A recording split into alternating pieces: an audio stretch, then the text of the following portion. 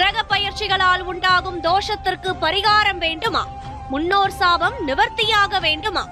உங்களின் 7 தலைமுறைக்கும் புண்ணியம் சேர்க்க வேண்டுமா? நீங்கள் செய்ய வேண்டியது அன்னதானம் மட்டுமே. கடந்த 4 ஆண்டுகளாக தினமும் மதுரையில் 300 வறியோரின் வயிற்று பசியை ஆற்றி வருகிறது மதுரையின் அட்சய பாத்திரம் ட்ரஸ்ட். நீங்களும் உதவ அன்பு வேண்டுகோள். மேலும் தொடர்பிற்கு நெல்லை பாலு, நிறுவனர் 9442630815. நடமாடும் தெய்வமாய் விளங்கி நானிலத்தில் உள்ளவர்களை எல்லாம் நல்வழிப்படுத்திய காஞ்சி பெரியவரின் மகிமை குறித்து மதுரை அனுஷத்தின் அனுகிரகம் நிறுவனர் நெல்லை பாலு அவர்கள் தொகுத்து வழங்கும் ஸ்ரீ மகா பெரியவா மகிமை சிறப்பு தொகுப்பு. ஹரஹர சங்கர, ஜெய ஜெய சங்கர, காஞ்சி சங்கர, காமகோடி சங்கர. மகாபெரிவா என்கிற பேர் அமுதத்தை பற்றி, மகாபெரிவா என்கிற ஒரு மிகப்பெரிய ஞானியை பற்றி நாம் தினந்தோறும் நியூஸ் 7 தொலைக்காட்சியில் அனுபவித்து வருகிறோம். அந்த அடிப்படையில் மகாபெரிவாடத்திலே எப்பொழுது யார் வந்தாலும் சரி, காஞ்சிபுரத்திலே போய் மகாபெரிவாளை தரிசித்தாலும் சரி, அல்லது இந்தியா முழுக்க பெரியவா எந்த இடத்தில் முகாமிட்டிருந்தாலும் அந்த இடத்திலே போய் அவரிடத்திலே ஆசி பெற வேண்டும் என்று வருபவர்கள் எல்லோருமே எப்பொழுதுமே ஒரு பெரிய மனக்குமரலோடு, ஒரு சின்ன கவலையோடு தான் மடத்திற்கு வருவார்கள். சில பேர்கள் பெரிய சந்தோஷத்தில் தன் குழந்தைக்கு திருமணமாக போகிறது என்று சொல்லி, என் குழந்தைக்கு குழந்தை பிறந்திருக்கிறது என்று சொல்லி பல பேர்கள் தன்னுடைய சந்தோஷத்தை வெளிப்படுத்துகிற விதமாகவும் மடத்திற்கு வருவார்கள். அப்படி ஒரு முறை மகாபெரிவா அவர்கள் காட்டுப்பள்ளியிலே இருந்த பொழுது ஒரு அன்பர் வருகிறார். வந்தவுடனே என்ன செய்கிறார்னு சொன்னால், மகாபெரிவா ஒரு இடத்தில் நின்று கொண்டிருக்கிறார். காட்டுப்பள்ளியை சார்ந்த அன்பர் தன்னுடைய மனதில் ஏற்பட்ட குறையை சொல்ல வேண்டும் என்பதற்காக வந்தபொழுது வந்தவர் தேவி புஜங்கத்தில் இருக்கிற ஒரு பாடலை, எப்போது என் மனம் வேரோடு வெட்டி மாய்க்கப்படும், எப்போது என் மனம் வேரோடு வெட்டி மாய்க்கப்படும் என்கிற தேவி புஜங்கத்தில் உள்ள ஸ்லோகத்தை மறுபடியும் மறுபடியும் தன் மனதுக்குள்ளே முணுமுணுத்து கொண்டே இருக்கிறார். அவர் சொல்லிக்கொண்டே இருக்கிறார்.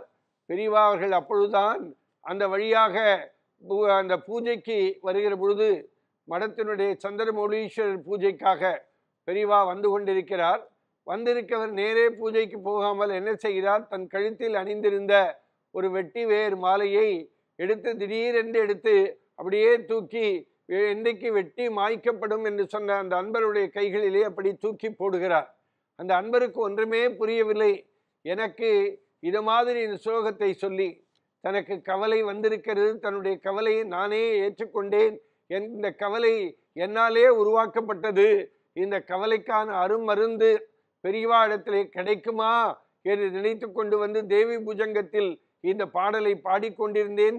வெட்டி வேரோடு மாய்க்கப்படும் என்று சொன்னுடனே வெட்டி வேரை எடுத்து, அந்த மாலையை ருத்ராட்சம் போல இருந்த அந்த வெட்டி வேரினால் செய்யப்பட்டதை எடுத்து தன் கழுத்தில் அணிந்திருந்ததை அப்படியே தூக்கி தன் கையிலே கொடுத்த சந்தோஷத்தில் அவர், இதுவிட இந்த உலகத்தில் என்ன சந்தோஷம் எனக்கு இருக்க போகிறது என்று சொல்லி அன்றைக்கு பெரியவாளை ஒரு பெரிய நமஸ்காரம் பண்ணி அந்த மிகப்பெரிய கூட்டத்தில் தனக்கு மட்டுமே அந்த மாலையை கொடுத்து தனக்கு ஒரு மிகப்பெரிய அருள்பாலித்த சம்பவத்தை இன்றைக்கும் நினைத்து பார்க்கிற பொழுது, நாம் மனதில் என்ன நினைக்கிறோமோ அதை உடனடியாக நிறைவேற்றுகிற ஆற்றல் படைத்தவர் மகா பெரியவா. இது மாதிரி நிறைய பேருக்கு பெரியவா கேட்காமலேயே மனதில் என்ன நினைத்து கொண்டிருக்கிறார்களோ, மனதில் ஏற்பட்ட எண்ணத்தை புரிந்து கொண்டு பெரியவா அதற்கான விடையை தருகிற ஒரு அற்புதமான மருந்தாக, சர்வேஸ்வரனாக இன்னைக்கு பெரியவா அவர்கள் விளங்கி கொண்டிருக்கிறார்கள் என்பதை நினைத்து பார்க்கிற பொழுது சந்தோஷமாக இருக்கிறது. நான் கூட 1987 இருந்து 2000 வரைக்கும் காஞ்சிபுரத்தில் இருந்த பொழுது மகாபெரிவா சித்தி அடைவதற்கு ஒரு 4-5 ஆண்டுகளுக்கு முன்பாக நான் திருவானைக்காவில் ஒரு புத்தகம் வெளியிட்டு விட்டு பெரிவாளை தரிசிக்க வந்த பொழுது புத்தகத்தை காண்பித்த பொழுது அன்றைக்கு பக்கத்திருந்த பாலு, சந்திரன், வேதபுரி மாமா யாரோ ஒருவரிடத்திலே சொல்லி தன்னுடைய கழுத்தை காட்டி கீழே காட்டினார்.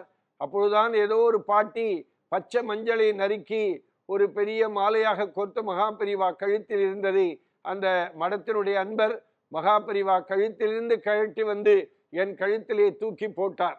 இன்றைக்கும் அதை நினைத்து பார்க்கிற பொழுது மகாபெரிவா என்கிற ஒரு பெரிய ஒரு ஞானியிடமிருந்து வந்த மாலை என் கழுத்திலே விழுந்ததினால் என்னவோ நான் மதுரையில் அனுஷத்தின் அனுகிரகம் என்கிற அமைப்பை தொடங்கி இன்றைக்கு 166 மாதமாக அனுஷ வைபவத்தை தொடர்ச்சியாக நடத்தி வருகிறேன் என்று சொன்னால் அது மகாபரிவாவுடைய அந்த அற்புதமான அந்த அனுபவத்தினுடைய வெளிப்பாடு, கொடுத்த அந்த உற்சாகம் தான் இது என்னை செய்ய வைத்திருக்கிறது என்று நினைத்து பார்க்கிறேன். ஹரஹர சங்கர, ஜெய ஜெய சங்கர, காஞ்சி சங்கர, காமகோடி சங்கர. எல்லாம் வல்ல நம் ஜெகத்குருவின் திருவருளால் இந்த நாள் இனிய நாளாக அமைய அன்பு பிரார்த்தனைகள். ராம் ராம். ஓம் ஸ்ரீ மகாபரிவா திருவடிகளே சரணம்.